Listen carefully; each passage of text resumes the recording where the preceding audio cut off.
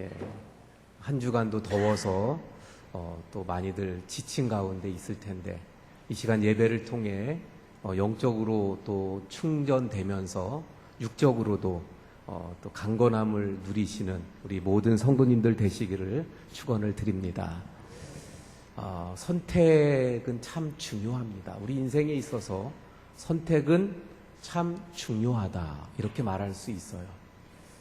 아니 오히려 우리 인생은 끊임없는 선택의 과정이라고 말할 수 있을 것입니다.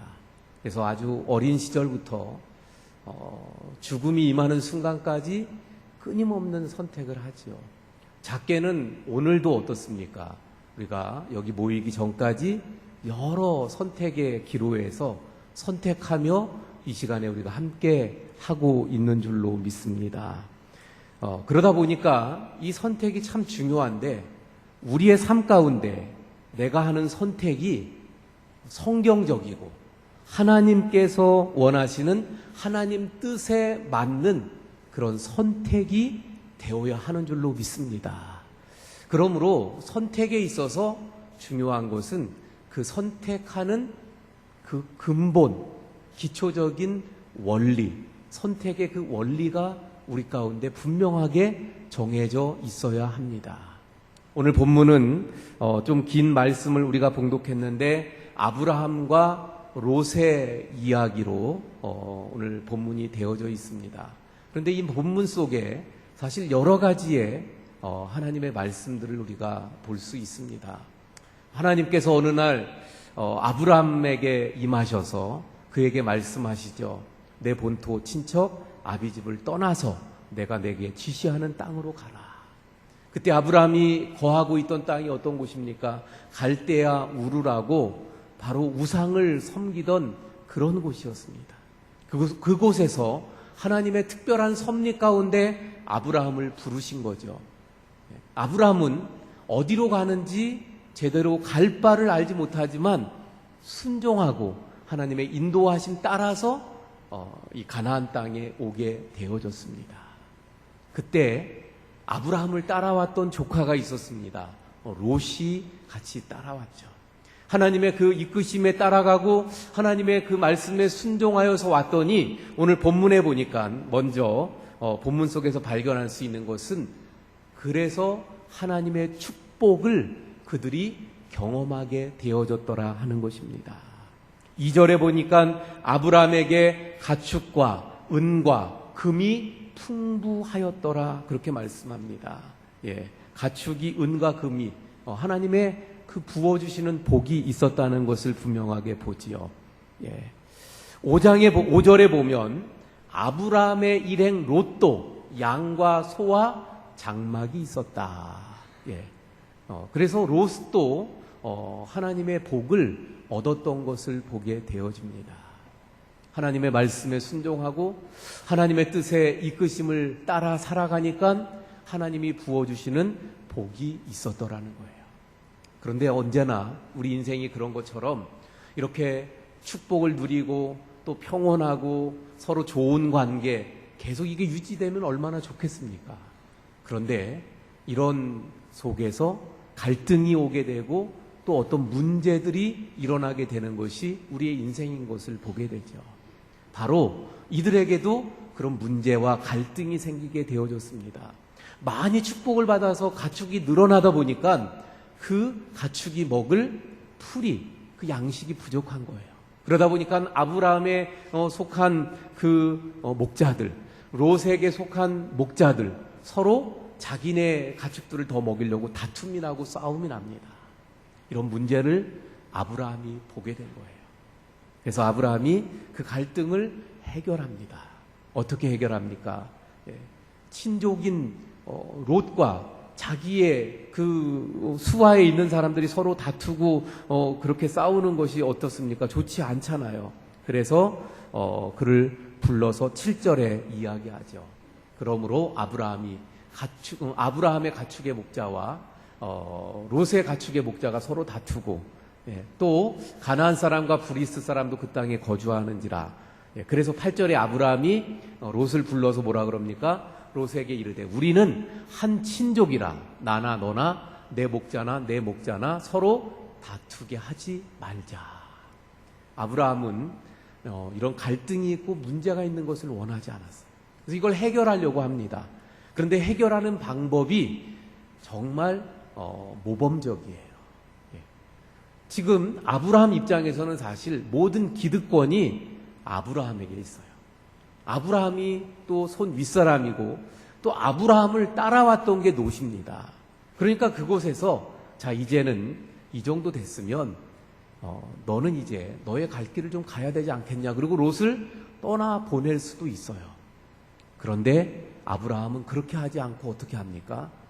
그 선택의 그 권한을 롯에게 주죠. 먼저 롯이 선택할 수 있도록 합니다. 그래서 9절의 말씀을 보니까 내 앞에 온 땅이 있지 아니하냐. 나를 이제 떠나가라. 그런데 네가 좌하면 내가 우하고 네가 우하면 나는 좌하리라. 먼저 선택하라.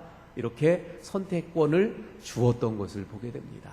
결국 우리의 삶 가운데 일어나는 많은 문제들, 갈등들 속에서 우리가 어떻게 처신하고 문제를 해결해야 되는가를 이 말씀 속에서도 우리가 볼 수 있는데 어떻게 해야 합니까? 위의 사람, 더 강한 사람, 더 많이 가진 사람, 더 영적으로 더 믿음이 있는 사람, 이런 사람들이 어떻게 해야 돼요? 양보하고 그런 사람들이 또 포기하고 그래서 문제를 해결해야 됨을 이 말씀을 통해서 알 수 있습니다. 자, 어쨌거나 이렇게 아브라함이 선택권을 먼저 롯에게 주었어요. 그랬더니 롯이 어떻게 합니까? 일반적으로 보면 롯 정도 이 입장이 되면 한번 사양하거나 또는 아닙니다. 삼촌 때문에 제가 이렇게 됐는데 삼촌이 먼저 택해야죠. 그렇게 양보할 만도 한데 롯은 그러지 않았어요. 10절 말씀을 보니까 뭐라고 말씀합니까? 롯이 눈을 들어 요단 지역을 바라본 즉 소알까지 온 땅에 물이 넉넉하니 여호와께서 소돔과 고모라를 멸하시기 전이었으므로 여호와의 동산 같고 애굽 땅과 같았더라. 롯이 눈을 들어서 요단 지역을 바라보았어요. 다른 지역은 어떤 곳입니까? 비가 오지 않아서 풀 한 폭이 나지 않는 그런 황량한 광야예요. 근데 광야 쪽을 보는 게 아니라 지금 요단 지역의 풍부한 풍족한 그곳을 바라봅니다. 근데 그곳을 바라보았더니 어땠어요? 여호와의 동산 같고 애굽 땅과 같았습니다. 여호와의 동산 같다는 것은 무엇을 말하냐면요, 최상급을 말해요. 제일 좋은 것. 언제나 구약 성경에 보면 이런 표현들이 몇 번 나오는데 최고로 좋다 이걸 표현할 때 앞에 여호와를 붙이는 경우들이 있어요. 그러니까 예를 들면 시내산 또는 헬몬산 여기를 여호와의 산이라고 표현할 때가 있어요. 아주 웅장한 너무너무 좋은 나무가 있어요. 그럴 때 여호와의 나무라고 표현합니다. 그러니까 여기 여호와의 동산이라는 말은 결국 어떤 말이에요? 너무 아름답고 너무나도 기름지고 좋은 동산, 그걸 여호와의 동산이라고 지금 말하고 있는 거예요. 그러니까 요단 지역이 너무너무 아름답고 기름지고 좋은 땅, 그래서 최고의 땅 여호와의 동산이라고 표현합니다. 한 번 더 표현하는데 이번에는 애굽 땅과 같다고 이야기합니다. 애굽 땅. 사실 이 말씀 전에 아브라함과 롯은, 그러니까 지금 보는 건 롯이잖아요. 롯이 애굽 땅을 보고 왔어요. 애굽 땅에 갔다 왔어요. 그래서 1절에 애굽에서 왔다고 분명히 오늘 본문에도 말씀하고 있잖아요. 그래서 애굽 땅을 알고 있어요. 근데 애굽 땅은 어떤 곳입니까? 우리가 잘 아는 대로 나일강이 흐르고 있어서 그 세계적으로 아주 비옥하고 땅이 좋은 기름진 풍요의 땅이 애굽 땅이잖아요. 그러니까 아주 풍요로운 땅 애굽을 말하는 거예요. 롯이 먼저 아브라함이 롯에게 선택해라 그랬더니 롯이 눈을 들어 살펴봅니다. 소알 요단 지역을 바라봐요. 그랬더니 거기가 얼마나 땅이 좋은지 여호와의 동산 같고 애굽 땅과 같았더라는 거예요. 그는 주저없이 어디를 선택해요? 바로 그 요단 지역을 선택합니다. 그래서 11절의 말씀에 보면 그가 선택하고 옮겨간 것이 나옵니다. 12절 말씀으로 넘어가서 보면 이제 아브라함은 남아있는데 롯은 어떻게 했어요? 그 지역으로 떠났잖아요. 그 지역의 도시들에 머무르며 그 장막을 옮겨 소돔까지 이르렀더라. 여기서 우리가 또 좀 더 봐야 되는 말씀은요, 지금 이 롯이 요단 지역을 바라볼 때, 그래서 10절에 분명히 소돔 고모라를 말씀하고 있어요. 그리고 13절에 소돔을 어떤 곳이라고 말해요? 죄인들이 있는 곳이라고 말씀합니다. 그래서 아마 롯이 지금까지 아브라함을 쫓아왔고 그러면서 하나님의 은혜를 누렸고 또 하나님께 제사 드리고 하면서 아브라함의 믿음이 커졌던 것처럼 롯도 분명히 더 믿음이 생겼을 거예요. 그런 롯이었기 때문에 이 요단 지역을 선택하면서 마음에 어떤 생각이었냐면, 저기 소돔이 있고 고모라가 있는데 거긴 죄인들이 많으니까 내가 거기는 안 간다. 좀 비옥한 요쪽에 있어야지. 이런 마음으로 10절에 선택을 했고 11절에 그런 마음으로 떠났습니다. 그런데 12절에 가서 보니까 어떻게 됐어요? 좀 더 가서 그 지역의 도시에 머무르게 됐고, 그 지역의 도시입니다. 더 나아가서 이제 장막을 옮겨서 어디까지 갔어요? 12절 마지막에 소돔까지 이르게 되었다. 더 나아가면요, 오늘 말씀 뒷부분에 가면 19장 1절에 보면 이런 말씀이 나와요. 이 롯이 소돔 성 앞에 그 성문에 앉았더라. 이런 말씀을 해요. 성문에 앉았더라.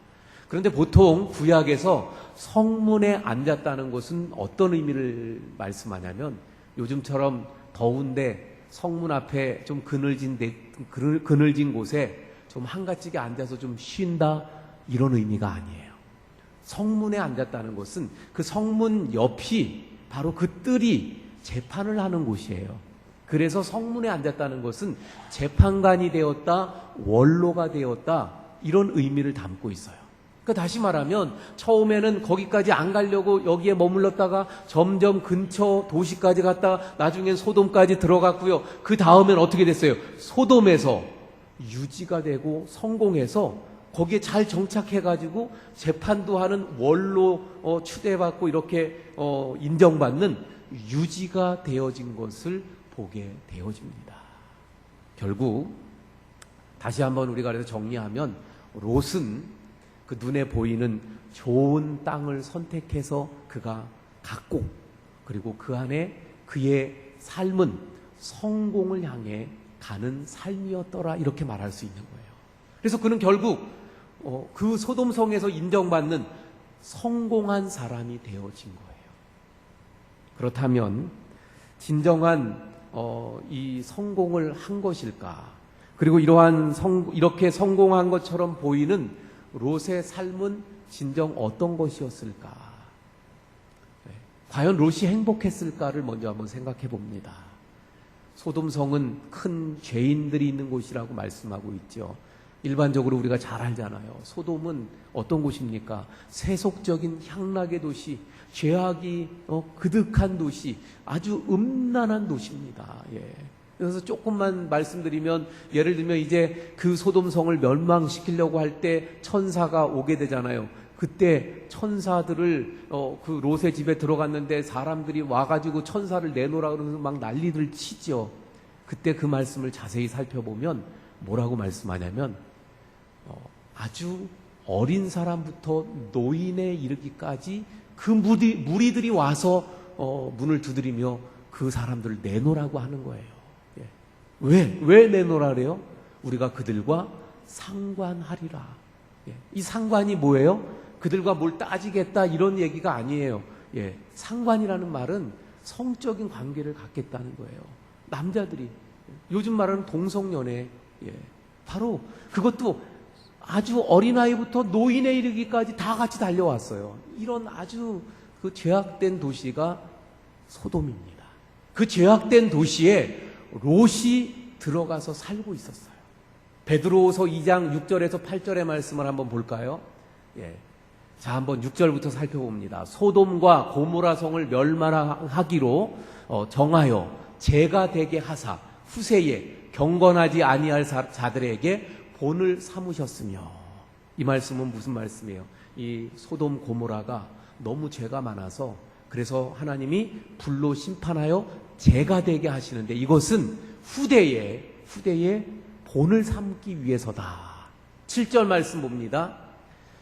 그 땅에 그 소돔 고모라 성에 무법한 자들의 음란한 행실로 말미암아 고통당하는 의로운 롯을 건지셨으니.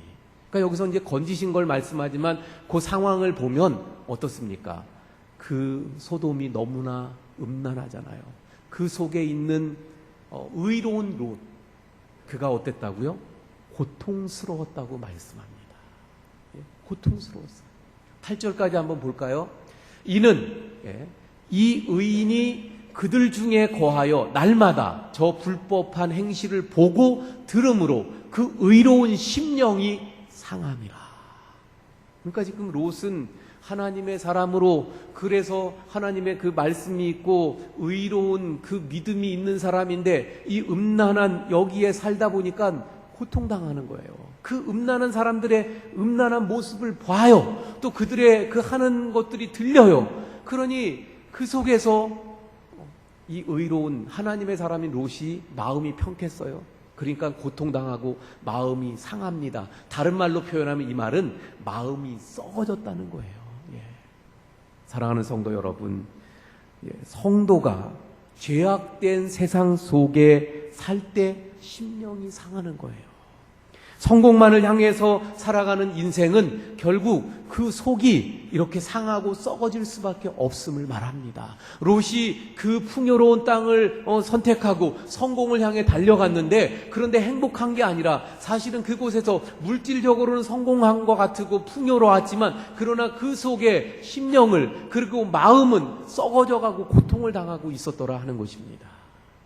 가정은 그러면 어땠을까요? 가정은 그 천사들이 왔을 때 말씀인 19장의 말씀을 보면 그 당시 이 딸들의 상태, 이러한 것들을 우리가 볼 수 있는데, 딸 둘을 두고 있었죠. 그리고 부인이 있었습니다. 근데 전체적인 이 롯의 이야기들의 말씀을 통해서 보면 전혀 그들이 믿음이 없는 사람들이었던 것을 보게 돼요. 천사가 와서 이제 하나님께서 여기를 심판하신다 할 때 농담으로 여기죠. 그리고 천사가 분명히 뭐라 그래요? 절대로 뒤를 돌아보지 말라고 하는데 그 부인은 어떻게 해요? 뒤를 돌아봅니다. 결국 믿음이 전혀 없는 거예요. 사실 인생의 가장 큰 행복이 어디입니까? 진정한 행복은 하나님을 만나는 데 있어요. 하나님을 알고, 그래서 하나님을 만나고 하나님의 그 말씀에 따라서 하나님의 영광을 위해 살아가는 삶이 진정한 행복이 있는 삶이고, 그게 진정한 인생의 모습인 줄로 믿습니다. 그래서 우리가 진정한 행복한 가정이 되려면 이 믿음을 가르치고 믿음의 가정이 되어줘야 되는 거죠. 근데 롯은 어땠어요? 그렇지 못했더라 하는 거예요. 먹고 살기 바쁘다 보니까, 성공을 향해 달려가다 보니까 가족들의 이런 믿음의 삶, 여기엔 관심이 없었던 거죠. 더 나아가 이 롯이 이 땅에 살면서 그럼 남긴 것은 무엇인가 하는 거예요. 무엇을 남겼나? 이제 이 소돔성이 멸망을 당하고요, 불로 심판을 당하고, 그리고 롯과 가족들은 조그만 산에 피하게 되어졌죠. 거기 굴 속에 거하게 됐는데, 그때 이 두 딸이 어떻게 합니까? 두 딸이 생각합니다. 야, 이제 소돔성의 모든 사람이 다 죽었어. 우리 정원했던 약혼자들도 다 죽었어. 어떻게 우리의 대를 이어갈까? 유일하게 남은 남자, 아버지를 통해서 우리가 대를 이어가야 돼. 그러면서 아버지를 술 취하게 만들고, 그래서 아버지를 통해서 대를 잇잖아요. 그런데 여기 우리가 먼저 잘 생각해야 되는 것은, 그 당시 남자들이, 소돔성에 있는 남자들이 죽었다고 모든 남자가 다 사라진 게 아닙니다. 아직 많아요. 근데 이런 생각을 하고 그래서 대를 이었는데, 그 첫 번째 딸을 통해 이어진 대가 누구예요? 모압 족속입니다.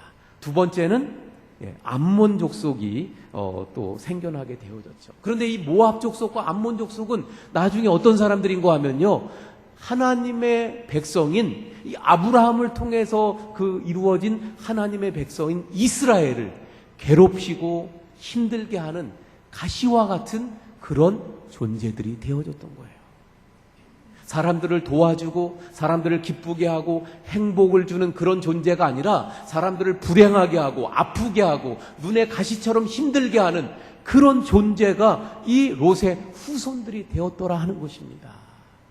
결국 롯은 잘 살겠다고 풍요로운 그 땅을 보고 선택해서 갔지만, 그러나 결과적으로는 어떻게 됐어요? 불행하게 되어지고 말았습니다. 그럼 아브라함은 어떤 거예요? 아브라함은 더 이상 살펴볼 것도 없이 우리가 잘 알죠. 오늘 본문에서도 분명히 말씀합니다. 뭐라고 말씀합니까? 이제 아브라함만 남겨졌는데 그 아브라함에게 하나님께서 뭐라고 말씀하시냐면, 이 땅을 너희에게 그리고 너 후손에게 주겠다. 후손이 별처럼 많게 하겠다. 그런 축복을 약속하셔요. 그리고 정말 하나님께서 아브라함을 믿음의 조상이 되게 하시고, 그리고 많은 축복을 허락하시고, 아브라함을 통한 그 후손에서 예수님의 오심으로 말미암아 모든 인류가 복받는 아름다운 그런 축복을 이 아브라함이 받게 되어졌습니다. 자, 그렇다면 이제 좀 힘들고 어려워도 이제 거진 결론에 왔어요. 잘 들어보세요. 자, 그렇다면 지금 롯과 아브라함이 서로 그 결과가 극과 극이 되었잖아요. 롯은 참 불행했고 그 결과가 그 아브라함은 축복을 받게 되어졌습니다. 그럼 이런 아주 함께 나왔고 함께 축복을 누리다가 어떻게 이런 극과 극의 결과를 얻게 되었는가? 그 원인이 어디 있는가? 롯이 어디를 선택했기 때문이에요? 요단 지역을 선택했기 때문입니다. 그러면 이 요단 지역을 선택한 거 그것 자체 때문에 그럴까? 사실은 아닙니다. 요단 지역을 선택한 것 자체가 문제는 아니에요. 뭐가 문제인가 하면 선택하는, 아까 처음 서두에 제가 말씀드린 선택하는 그 원리에 잘못이 있었던 것입니다. 10절 말씀을 한번 다시 봅니다. 자, 10절 말씀을 보면 롯이 눈을 들어 보지요. 10절 말씀, 이에 롯이 눈을 들어 요단 지역을 바라본즉. 눈을 들어 바라본다. 이 말씀은 무슨 말씀인가 하면요, 우리 말씀에선 그 의미가 정확하게 나오지 않는데 히브리 언어적인 의미는 어떤 뜻이 있는가 하면요, 뒤꿈치를 이렇게 들고 더 멀리 보려고 손바닥을 이 미간에 붙이고 멀리 바라보는 거예요. 멀리 본다. 그래서 이것은 무엇을 말하냐면 우리 인생의 길을 저 멀리 내다보는 것을 말하는 거예요. 그러니까 롯이 지금 자기의 인생의 길을 멀리 본다 생각해 보세요. 그런데 그걸 보는 주체가, 또는 보게 하는 주체가 누구냐는 거예요. 롯입니다. 롯 자기가 자기 임의대로 눈을 들어 멀리 바라보았던 거예요. 그리고 자기의 눈에 보기 좋은 대로 선택했던 겁니다. 자, 그러면 14절 봅니다. 이번엔 아브라함이에요. 아브라함에게서도 똑같이 봅니다. 롯이 아브라함을 떠난 후에 여호와께서 아브라함에게 이르시되 너는 눈을 들어, 그리고 마지막에 바라보라. 눈을 들어 바라보라. 똑같아요. 아브라함도 지금 눈을 들어 바라봅니다. 근데 눈을 들어 바라보게 한 주체가 누구예요? 자기 스스로 본 것이 아니라 누가 보라 그랬어요? 하나님이 바라보라고 하셨어요. 그래서 바라보고 있는 것입니다. 여기에 차이점이 있어요. 롯은 자기가 바라보았어요. 자기가 보고 싶은 대로. 그런데 아브라함은 하나님이 바라보라는 곳을 하나님께서 또 인도하시는 대로 바라보게 되어졌더라 하는 것입니다. 우리는 예수님을 믿는 그리스도인들이요, 그래서 하나님의 자녀된 하나님의 자녀들인 줄로 믿습니다. 할렐루야. 우리 수요일 날도 말씀을 드렸는데, 그래서 이 부분을 우리가 좀 더 살피면서 말씀을 드리면, 우리가 예수님에 대해서, 하나님에 대해서 알고 회개하고 믿음을 가지면, 그러면 그 회개하고 믿는 순간 우리 속에 그 예수님이 함께 하시게 되죠.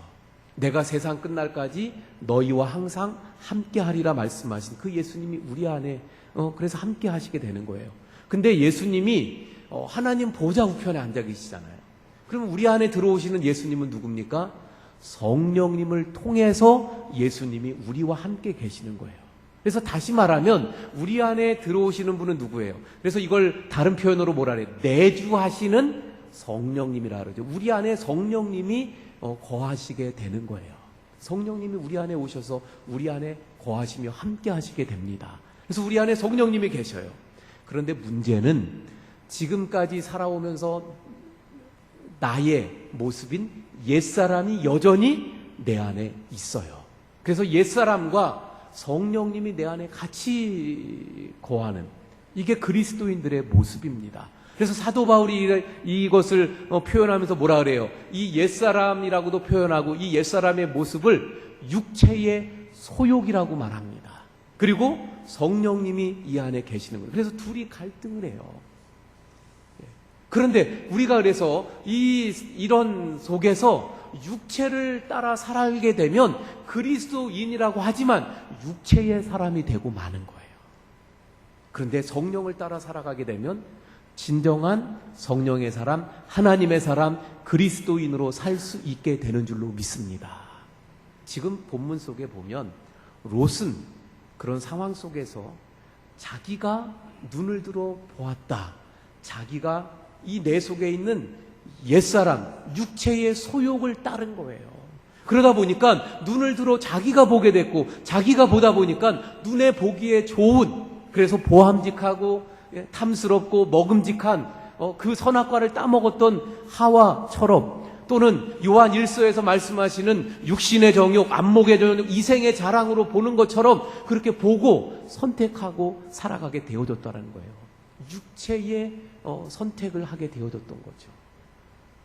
그러나 아브라함은 하나님의 인도하심 속에 그 삶을 바라보았습니다. 다시 말하면 이것은 우리로 치면 성령의 인도함 속에 살아가는 삶을 말하는 거예요.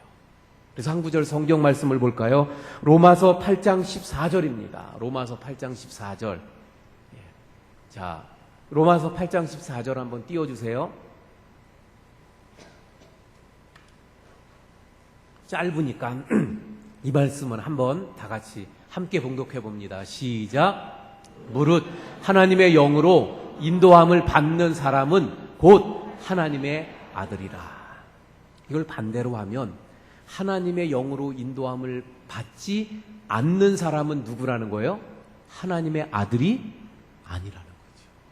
그러니까 반드시 하나님의 아들이면 하나님의 사람이면 반드시 하나님의 영의 인도를 받아야 합니다. 할렐루야? 예, 하나님의 영의 인도를 받아야 하나님의 자녀예요. 그러면 하나님의 영은 누굽니까? 성령이잖아요. 성령. 그러니까 성령의 인도를 받아야 돼요.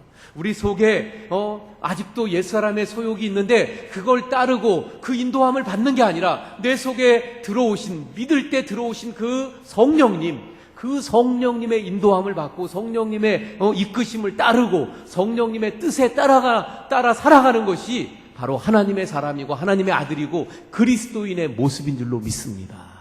그러므로 우리가 진정 우리의 삶에 이걸 다른 말로 주권이라 그러잖아요.